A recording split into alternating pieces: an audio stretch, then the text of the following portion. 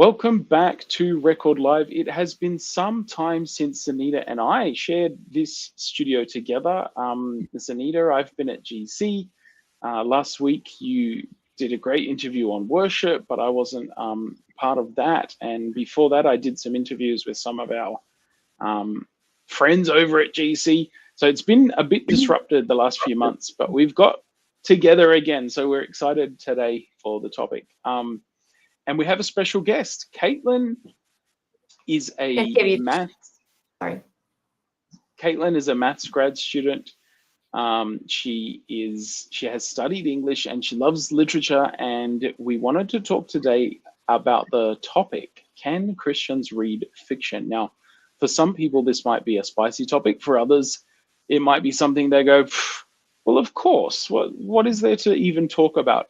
But as we do here on Record Live, we're hoping to bring, I guess, real life and how we live, how we connect that with our faith and culture and the church and how all that works together. We're hoping to bring that to this topic. And it's one, Caitlin, that I'm excited to talk about because I have read many books in my life and I do love a good story, and it's something that, might be exciting to unpack today. So, Caitlin, welcome and thank you for being here.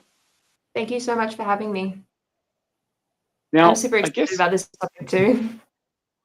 I can see you're excited, and when you essentially got connected with this, we should also say that our very own Ashley is Caitlin's sister. So there is a family connection to the Record team, and we're very grateful to have you today, Caitlin.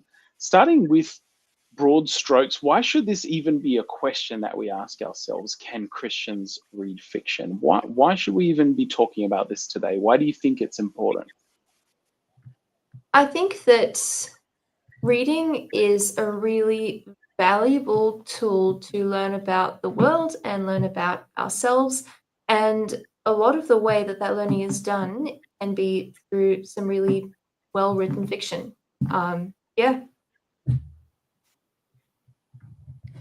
Awesome. I would love to know, maybe from both of you, because I know you're both book fanatics and widely read as well. What is a fiction book that has stood out to both of you, or that has, I don't know, changed your perspective, changed your view on something? For me, the book I think that has had the biggest impact on me is Till We Have Faces by C.S. Lewis. It is one of his lesser-known books, and it's a retelling of the Greek myth of Psyche and Eros, but it really explores the interplay between sacred and profane love, and it really challenged the way that I think about love, and I just found it a really deep and meaningful book. So I highly recommend that one. It's one of the best. Classic C.S. Lewis. What about you, Aaron? Well, I'm going to probably say C.S. Lewis as well. The Chronicles of Narnia, which I read as a young kid, really, I think I still think of some of the things that I learned from those, or it still helps me to see the world in a certain way. Some of those, I'm in fact writing an article for Signs of the Times at the moment. It's about to be the Chronicles of Narnia's 75th anniversary. So in England, they're releasing some stamps. And The Last Battle is one of my favorite books of the series. It's sort of one that a lot of people don't read and don't talk about. So I'm putting together an article on the lessons I learned from that, the faith and the worldview perspectives that I got out of that book that still stick with me today. So I know we're both talking about C.S. Lewis, but it's clear that he's made a very big impact on many people in the things that he's written and shared. Caitlin, apart from C.S. Lewis, because that's sort of a Christian book, can you point to any sort of not directly Christian or not Christian fiction that you've read that's still made an impact or even taught you something? Yeah, so I think that I would have to say there's one of my favorite authors. His name is Brandon Sanderson, and he is a high fantasy author. And he wrote a book called Elantris quite a while ago now. And it is a fantasy book, but it really explores themes of like religion and conversion and coercion and leadership. And it just really challenged me to think about, it's not a Christian book in any sense of the word, but it has some really interesting themes about how to apply religion when it's interacting with people who believe differently. And so that has had a pretty big impact on me as well. Yeah, I read a book recently, and maybe this is like an interesting criticism or just question to ask. I read a book, it was called Pachinko, and it was actually recommended to me by someone who's not a Christian. And when I read it, I was like, man, I bet this author is a Christian, because the main character in it is a pastor. He's from Japan, and his name is Noah, and the way he talks about God was like beautiful. I was even being like, wow, I've never thought of it like that. And I thought it was really cool that my friend isn't a Christian at all. She's actually quite atheist. She recommended this book to me, and I was like, it's so cool that she's read this, because what a beautiful picture of God that she's gotten from that. But at the same time, there were parts of the book that were really not kosher. So it was a bit of a mix of like, oh, these parts are really good and these parts are like, I don't know, I wasn't super comfortable reading, I guess. But I just think it's interesting. And I don't know, I think even both of you mentioned the two books by C.S. Lewis. I think it's really easy for us to justify reading books that are by like,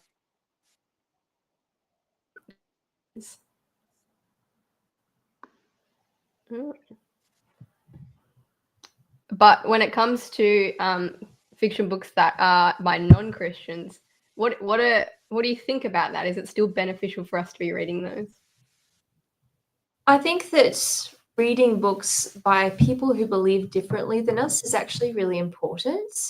I think that it's very easy to kind of get a little bit stuck in, what we believe and not really understand the contrast between what we believe and what others believe. I know I had an experience relatively late in college when I started reading fantasy books, and I really like the genre of fantasy, and it was written by a non-Christian, and this book had, a fight between good and evil, but what I felt was there was no figure of God in this book. There was no sense of like the ultimate sense of good, the ultimate source of good. And there was just, there was good people that were, fighting for what was good, but there was no, there was no source of help. There was nothing to ground that. And I found that really interesting because it let me experience a world where there was a fight between good and evil, but there was no God. And so that actually made me more appreciative of my own worldview, where I do believe in God, and I believe in God as the ultimate source of good. So I think that exploring the way that other people interact with the world can be really useful to just refine our own beliefs and our own understanding of how we see the world. What might be some, I guess, we've got two Zanitas. There we go. What might be some things that you would recommend that we should be aware of or alert to that help us to be discerning readers? I think that there's a really good Bible verse actually to help with this. It is Philippians 4 verse 8. Finally, brothers and sisters, whatever is true, whatever is noble, whatever is right, whatever is pure, whatever is lovely, whatever is admirable, if anything is excellent or praiseworthy, think on such things. So that's a really good place to start, although I do think that we need to be kind of judicious in how we apply that. I guess the challenge is if you don't know the end of the book, or you don't know what happens in the book, how do you apply that? But tell 100%. Us more. So I had an experience growing up. There was a story that was regularly told to us. It was a boy and girl wanted to go see a movie, but the movie had some swear words in it. And so they asked their mum, can they go see this movie? And they were very surprised that their mum said yes. And then the next day, the mum shows up with some brownies that she's made. And she said, oh, I've made you these brownies. And the kids are so excited. And then she said, oh, but I just put a little bit of dog poo in them, mixed in, but it was only a little bit. And the moral of the story is that you wouldn't eat brownies even if it just had a little bit of dog poo. So you shouldn't see a movie even if it just has a little bit of bad language or content or whatever in it. And I actually reflecting on that as an adult, I actually disagree with that take. I think that insulating ourselves and not being able to distinguish between what is good and what is not is I think that that's harmful to us. I think it's really important that we actually be in the environment and be able to engage with these things and say, yes, this is good. Yeah, maybe this is not so good. But I don't think that simply observing or watching something like that is going to be detrimental to you, as in, eating brownies with dog poo. And I don't believe that that's the same. And so I think that there can be a lot of value in books or even movies that maybe are not perfectly clean, 100%, everything's clean, but there's so much value that can be learned from those texts. It's worth engaging with them. Sorry, guys, my screen went black, but hopefully I'm back. I think that's a really good point, Caitlin. I guess my question would be, because I know with movies, I can tell when something is not good for my soul. Yeah. It's making me anxious or fearful, or making me compare too much, or it's, I don't know, consuming my time. Is there, like, how do we do that with fiction? Like, what are some kind of things we can know when to, like, when it's not good for us anymore, or when it's still being fruitful? Because I agree. I think it's good to be aware of the world and aware of, like, other people's minds and thoughts and things, and not to just be, like, naively pretending as if none of that exists. But when is it crossing that line of being good? Yeah, look, I like to kind of think about fiction as food. So food can be good or it can be not good. It can be veggies and fruit salad, or it can be chips and pizza. And sometimes a little bit of junk food's okay, but for the most part, we want to stick to the healthy stuff. And so books and fiction, just like any other medium, can be healthy or they can not be healthy. And I think that if you engage in reading a fair bit, you can kind of learn to distinguish between the two. One place that I would say fiction is maybe not as good is all the stuff that's on BookTok. So for those of you who may not know, BookTok is the TikTok book community. And what's really popular on there, it's usually quite tropey. There's not all that much value, and it's kind of cheap fiction. It's not very well written. It's kind of written for the thrills. It can, be a little bit smutty or very smutty at times. And I personally choose not to read those kind of books just because I don't find a lot of value in them. And so you can kind of get a sense of what the book is about based on where it's being advertised, where it's showing up, who's talking about it. One of my favorite books of all time is Pride and Prejudice. I've read that book so many times at this point. And that's the kind of book that would be found in the classics section in the library, not in the, romance fantasy section. And so you can kind of get a feel for the type of books that are good and not. And there are books that I've started and I've been like, this is not edifying. It's not making me learn. It's not really bringing any value. It's a bit trashy. So there have been books that I have put down, but not necessarily because, they're evil or whatnot, but I just don't feel like they are bringing benefit to me or, yeah.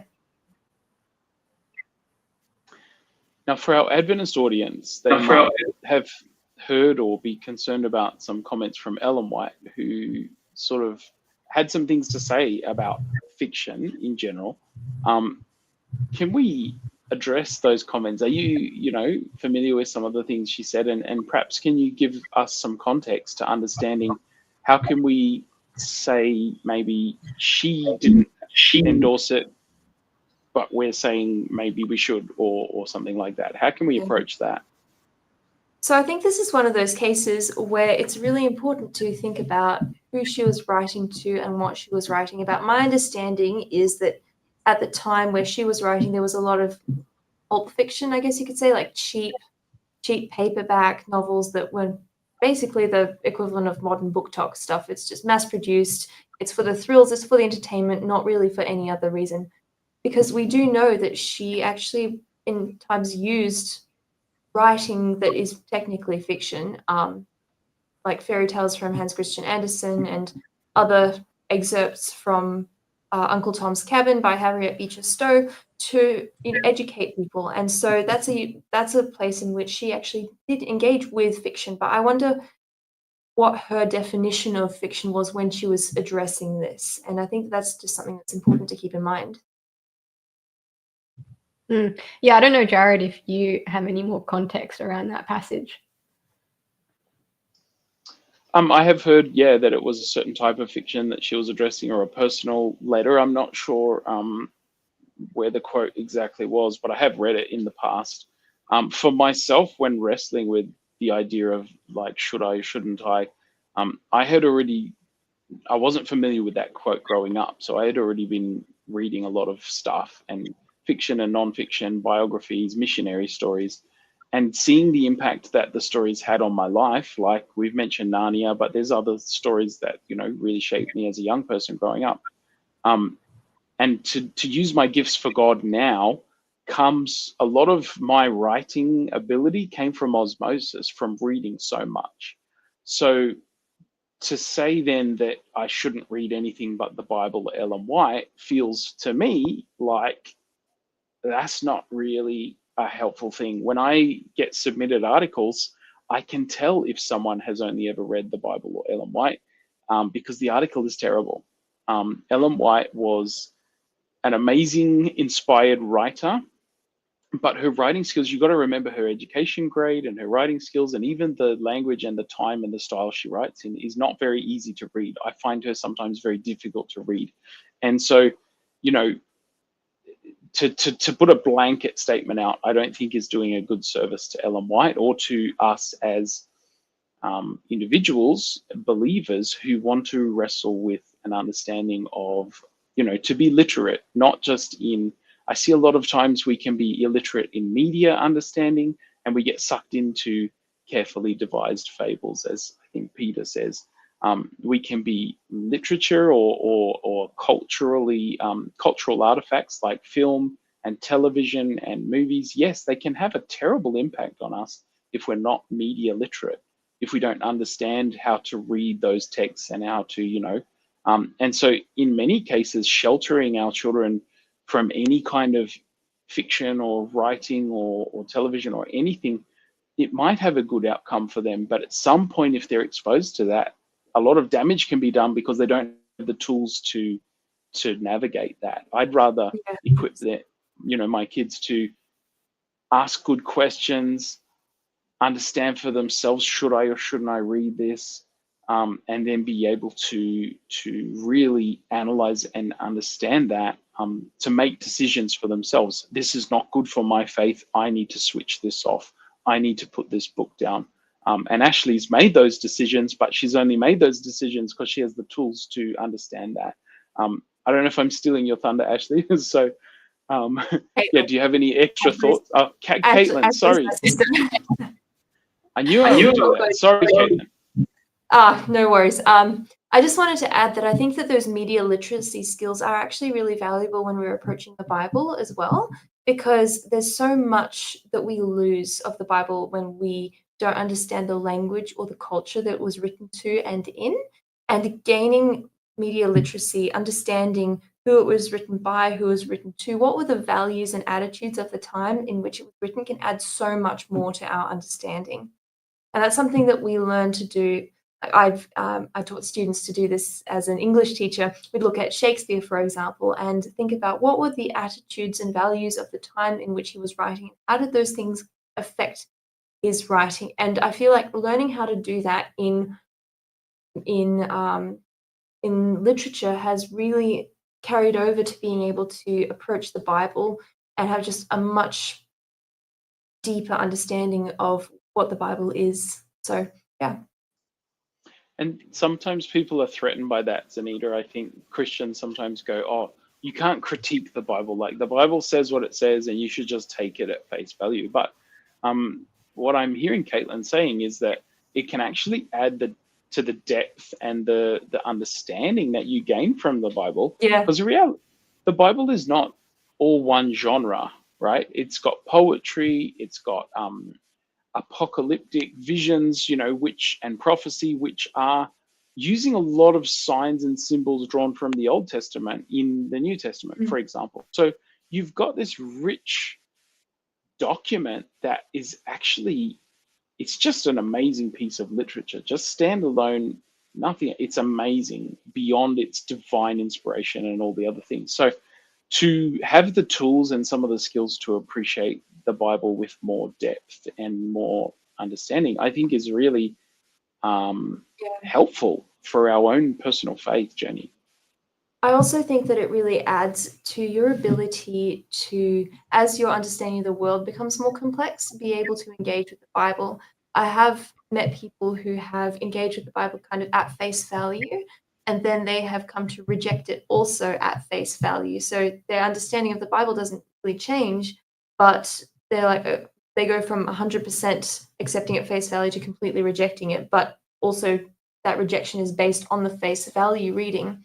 And I have to wonder whether if they were able to approach the Bible in a more nuanced way, in a more critical way, if they would be able to reconcile those things that have led them to reject the Bible. A really good example of this is the story of Isaac and Rebekah includes camels.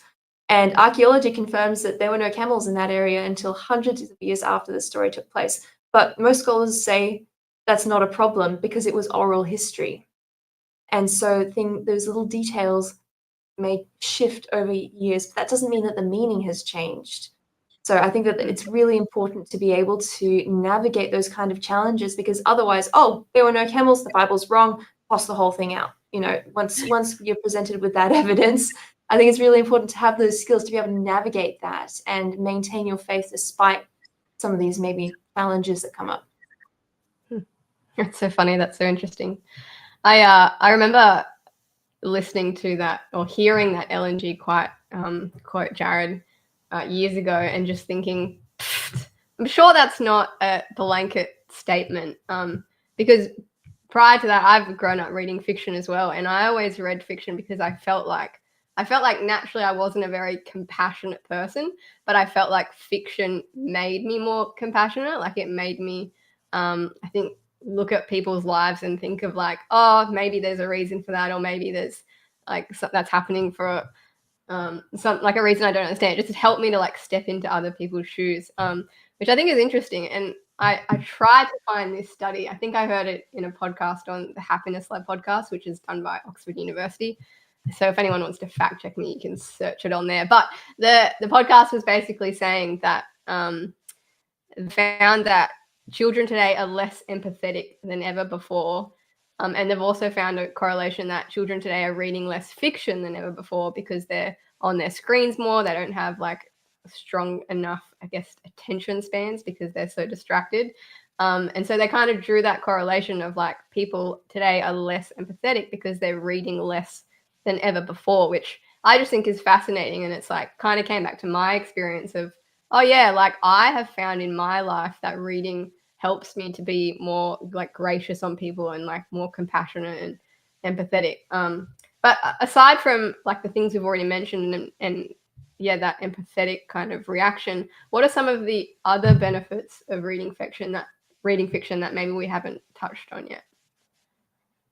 Well, first of all, I just want to say you're absolutely right with the correlation between fiction and empathy. I've actually seen studies that say that people who read a lot of fiction become more empathetic. So that's, spot on. And my English teacher used to say that reading is mental practice for empathizing with people in the real world.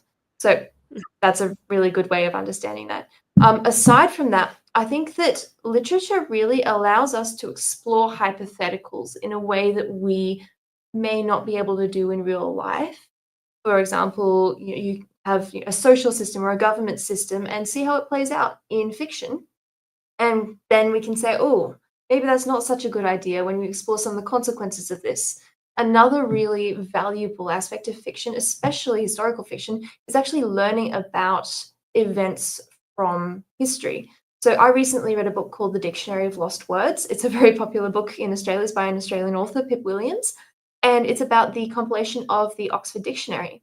And I didn't know how that had happened. I would have no idea how the Oxford Dictionary came to be if it had not been for this book, which was set at this time, a character is partaking in this process. It's really cool. I simply would not have known about it. So this book of fiction, a fictional character, and yet taught me so much about history of the dictionary, how the dictionary was put together, some of the social movements that were taking place at that time. So I think that learning about history is a really good way, a really good benefit of reading fiction. And in education, they say that reading fiction is learning through imagination. So while you may not open a history book and read a paragraph of or a couple pages of a history book, you might read a book of fiction that's engaging and learn the history along the way. So I think that that's really cool. Yeah, one of my favorite facts to throw out in my writing workshops is that stories are 22 times more memorable than facts. And I guess that speaks to the point of that learning history through, you know, putting flesh and bones on it. Historical fiction is a genre that I often went to as a young person because didn't necessarily have some of the magic and the fantastical stuff, but it still had the battles and the adventure and some of the stories like that. Because my mum was always judicious about what she would let me read or not read growing up, you know. So there is that mix of, you know, being careful, but also being able to put flesh on the bones of history or whatever else you're trying to learn. You know, as we finish up, Caitlin, we often talk about what a practical application is. As we you know, end Record Live, it's our practice here to talk practically. How does this apply to my faith? So what can our listeners, our viewers do with this information? What's something that they could look at in, you know, incorporating into their own lives that will help them maybe be a better reader and a more discerning reader? Well, I think that the sign of a good book is when you put it down and you think, wow, that has really changed the way I think about things. So practically speaking, I would be on the lookout for books like that. And maybe you start with a book from a particular author, and if you feel like that author has really challenged the way that you think, look for more books in that by that author or from that genre. Read lots of different books from different authors, particularly people who are different to you. I kind of feel like I fall into this trap of reading books from authors that are very similar to me, have a very similar background or demographic to me. But I find that it's when I read those books that are written by people who are so different to me, completely different backgrounds, completely different stories, that's when my worldview is challenged the most. And I think that that's a really healthy process. So that's what I would say. Read books by people who are different to you and explore the genres that you feel challenge you. And yeah, don't be afraid to put a book down if you discover that it's not really going anywhere. I think they're really good tips. I think, yeah, it's the same with all other kinds of media and arts as well. We can use those same rules. I don't know. We got a couple minutes before we finish up. I don't know if either of you have any book recommendations that you want to give people before we sign off. Like I mentioned at the beginning, definitely anything by C.S. Lewis. I've read most of his fiction and a little bit of his nonfiction as well. He's a brilliant writer, and the way that he brings theological concepts in a very accessible way is really cool. And I would add to that just what you reflected on there, Zanita, that when we talk about fiction and we talk about texts and we talk about the impact that they can have on culture, there are movies, there are television shows that sometimes can have that same depth, that same impact, and leave a lasting sort of impact on you, the viewer or the reader. I think of things like, you know, there are people in my family who are not readers. I am a voracious reader. There are other people that I love and care for who don't engage. And some of the times I've been able to share things with them, share experiences, is when a decent movie has been made out of the source material. So Lord of the Rings, Count of Monte Cristo, there's a television series. There's a really good book that deals with revenge and forgiveness, and Les Mis. You know, there are concepts of grace and some of those classics of literature they're actually accessible to sort of more people because they are made into movies. Now, we know, us true readers, that the movie's not always as good as the book, but it's a place where we can engage with others with some of that content. Yeah. And I didn't actually read Lord of the Rings until after I'd seen the movies, because I felt like the movies actually gave me a frame of reference to approach the books, which seemed pretty intimidating before that. So yeah, the movies can actually be a very good entry point into the books. There's lots of books that I have read because I've seen the movies first. I'd like to share a quote that I have found when I was, it is from C.S. Lewis, that I found when I was researching for that article that I'm writing for Science. In the last battle, they come to a place and they say, "This is the land I have been looking for all my life, though I never knew it until now. The reason why we loved old Narnia is because it sometimes looked a little like this." And I think we're all longing for heaven, yearning for, being with God, having that intimate relationship with him. And it's not just relationships and, a mountain view or a forest that evoke those feelings in us. Sometimes it's fiction. Sometimes it's the things that we engage with, the stories we read, the movies we watch that can elicit that reaction in us. And I think that reaction is because we're all longing for that land. And I think that, whatever draws us close to that feeling and points us in the direction of, like, I want to be with Jesus, those are positive things to spend time with and to dwell on. So yeah, it's been a very interesting conversation. Caitlin, thank you for joining us today on Record Live. Thank you so much for having me. It's been fun. Yeah, it's been awesome. We'll have to get you back another time. Sure. We can do a C.S. Lewis special episode since he's been so topic. Awesome. That would be awesome. I'd definitely be down for that. Zanita, I understand, is it next week you won't be with us? Yeah, next 2 weeks I will be in Solomon Islands. So we will hope to join you again. Yes, on Record Live, but we may not have Zanita and we may not have Caitlin next week. So we will let you know closer to time what we'll be talking about. Until then, God bless and thank you for joining us today.